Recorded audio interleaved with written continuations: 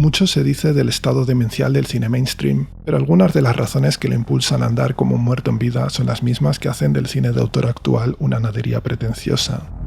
Y es que el crack de 2008 no hizo sino disparar unas estéticas progresistas que no han servido más que para apuntalar la vigencia del sistema que creen estar cambiando. Es que es el feminismo el que lo está cambiando todo.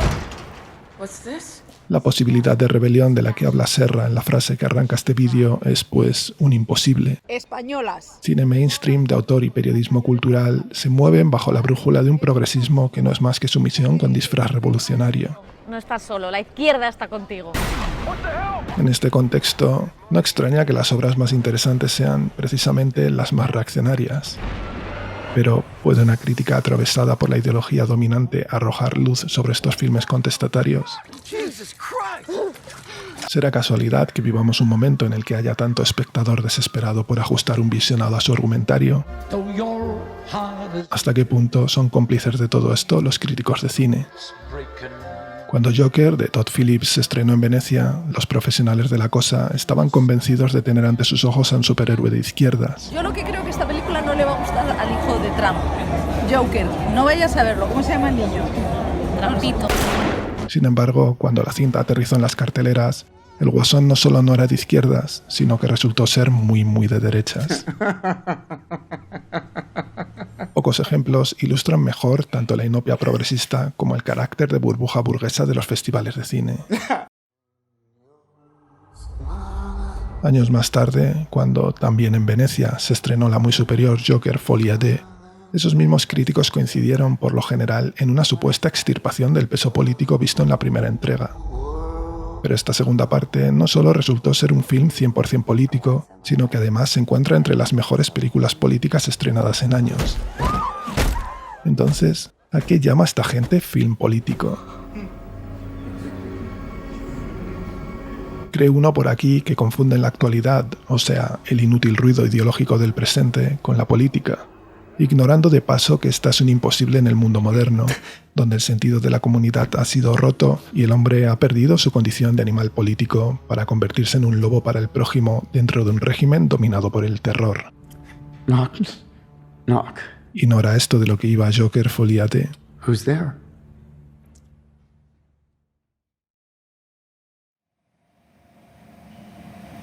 Esta inconsciencia sobre el terror moderno empujó a esos mismos críticos a hablar de la banalidad del mal o de un ajuste de cuentas con la memoria tras ver la zona de interés en el Festival de Cannes.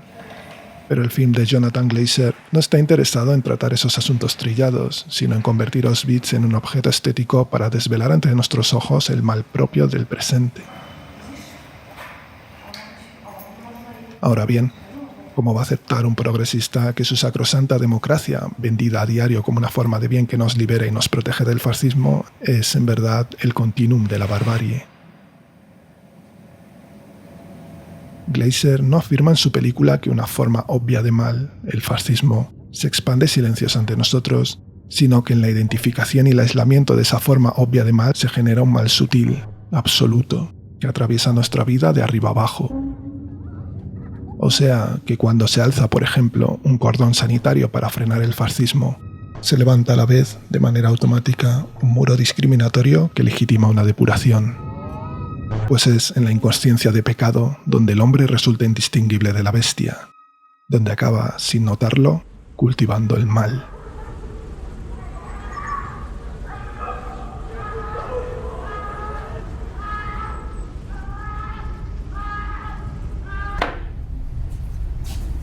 En esta escena, Hedwig Hoss se prueba un abrigo de piel expoliado a un cadáver.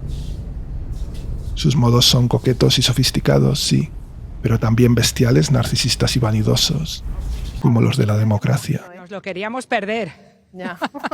Como los de un influencer que haya hecho de la vanidad o del egotismo virtud, o como los de Jennifer Hermoso, quien no dudó en usar la violencia estatal para asesinar socialmente a Luis Rubiales y auparse al burro del dinero y de la fama desde su cadáver. De solidaridad y de igualdad. Los gestos de la futbolista, como los de la nazi en la ficción, velan y desvelan a la vez, mediante el disfraz del decoro ideológico de actualidad, una repugnante instrumentalización del terror sistémico, el uso obsceno de un aparato depurador que permite a las bestias medrar en la sociedad burguesa.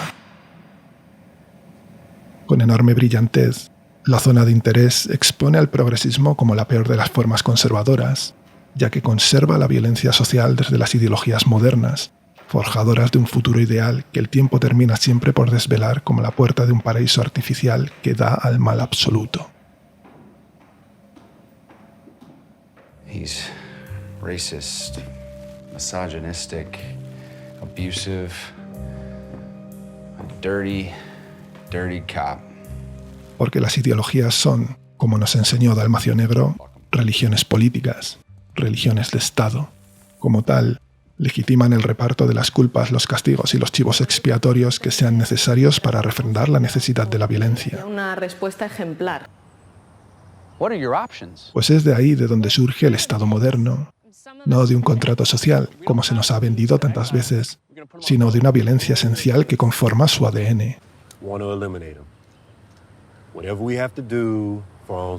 Esta violencia no puede morir. ¿Cómo puede ayudar el Frente Cívico a cambiar el miedo de bando? Si el miedo ha de cambiar de bando, es que el miedo se ha de preservar. Doctrina conservadora por definición. El progresista no quiere un mundo sin miedo. Quiere uno en el que el miedo lo tengan los otros, previamente señalados por el poder como agentes de un mal a depurar. Esta lógica puritana, que baña por completo la modernidad, es propia del protestantismo, que defiende el autoexamen de los pecados según legitima una sociedad represora. Esto es, el sistema permite que cada cual decida si ha pecado o no, pero como parte de la base de que todos somos pecadores, justifica una opresión venida desde arriba. Esta manera de ejercer el poder, de claro cariz gnóstico, fue transferida al Estado moderno, que no reprime por fascista, sino por moderno, y que ha acabado por tender vínculos con una sociedad de consumo que tiene a la muerte como gran elemento tabú, y a sus derivadas, como el mal, el sufrimiento o el pecado, como anatemas. Por tanto, la intención última de la represión estatal será constituir un mundo puro, sin tacha. Pero un mundo sin pecado es un mundo sin perdón, y un mundo sin perdón es un mundo invivible para el hombre.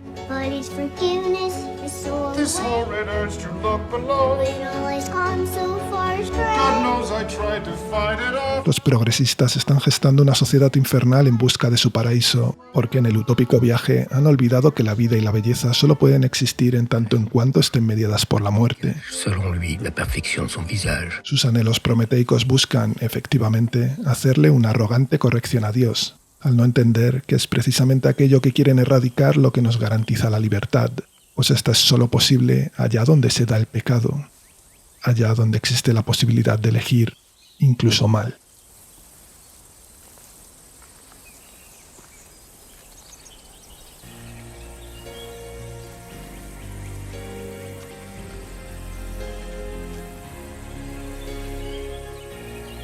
Si la sociedad laica nos lleva hacia nuevas estructuras de sometimiento, es porque no acepta el riesgo consustancial a la vida, que no es otro que el de muerte. Lo que hay en su lugar es una idea abstracta de bien y de mal suspendida en el limbo de una voluntad que replica el autoexamen de conciencia protestante.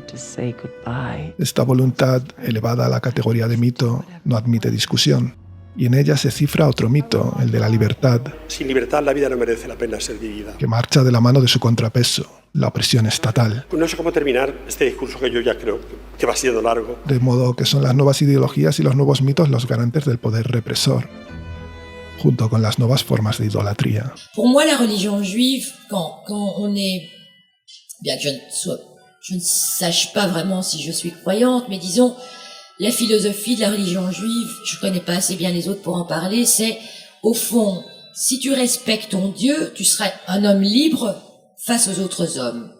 Puisque la chose la plus forte étant le Dieu, tout ce qu'il y a sur terre, tu n'en seras pas esclave et tu ne l'idolâtreras pas. Donc c'est en fait un acte de liberté. Chantal Akerman tiene razón. Una sociedad sin conciencia de Dios es una sociedad sin libertad verdadera, una masa humana encadenada a los ídolos sugeridos por el poder. Qué gran acto de cinismo es lamentar las 5 vidas que tristemente se perdieron por el apagón e ignorar las más de 8.000 que se pierden cada año en España como consecuencia del cambio climático. Como el dios del clima anda enfadado, mata a 8.000 individuos al año. Para apaciguarlo, el gobierno le ha entregado 5 víctimas sacrificiales. People should be aware once and for all of the state of the fucking planet they're living on. Sí, el cambio climático es también un mito moderno. Subject for you. Ahora, ¿de dónde salen todos estos caprichos míticos que parecen brotar de la nada y sin embargo creen hacer cuentas con problemas trascendentes?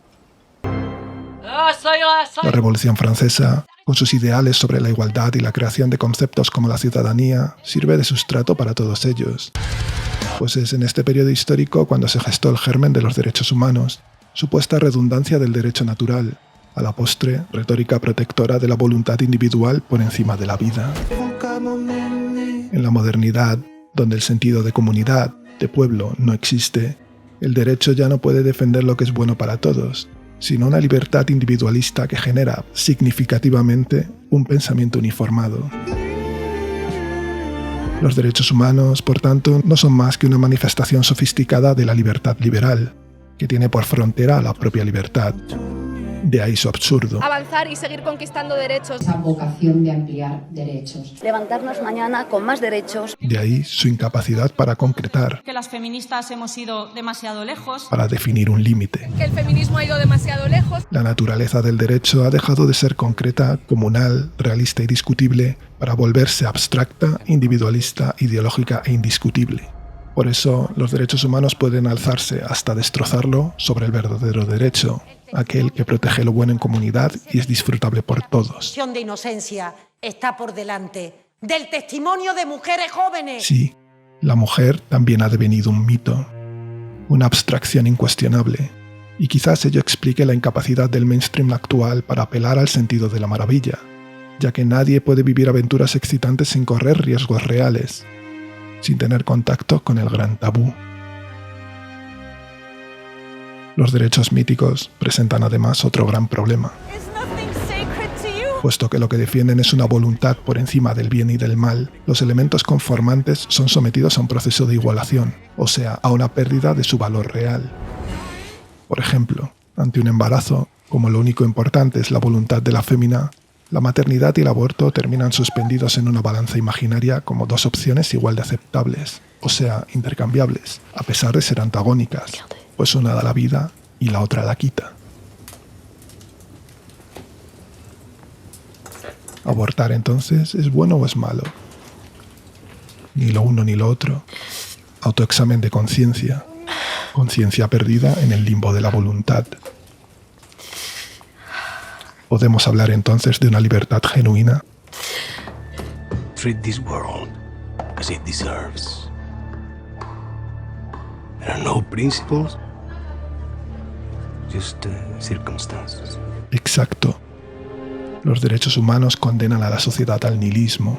Cuando aspiramos a ser más humanos que el humano, acabamos por abandonar la humanidad para convertirnos en las peores bestias. Por eso me hace gracia cuando la gente dice es una película sobre la masculinidad, o alguien lo ha dicho, ¿no? Con ese ahora la masculinidad tóxica. Yo digo, ¿pero qué dices? Si es más humano que tú. Esta gente son más humanos que tú. Inútil. Partiendo del mito con mayúsculas, del encuentro con la muerte en la lucha entre el hombre y la bestia, Albert Serra logra la que quizás sea la mejor película jamás hecha contra el mito de los derechos de los animales. En su obra se respira una tensión auténtica entre la inmortal definición de Ernst Junger y la cuarta entrada de la RAE.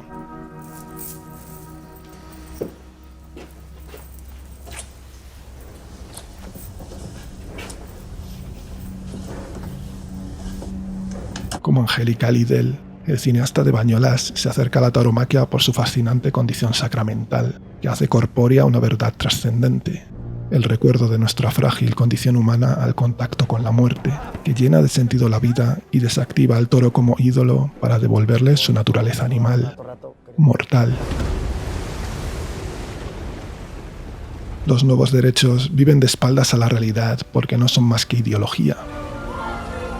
En busca de un mundo ideal donde no se sufra, convierten cuestiones como el aborto, la situación de la mujer en sociedad o el maltrato animal en indiscutibles, y a sus elementos conformantes en ídolos embalsamados en una atroz inmortalidad que precisa una terrible compensación: el sacrificio humano.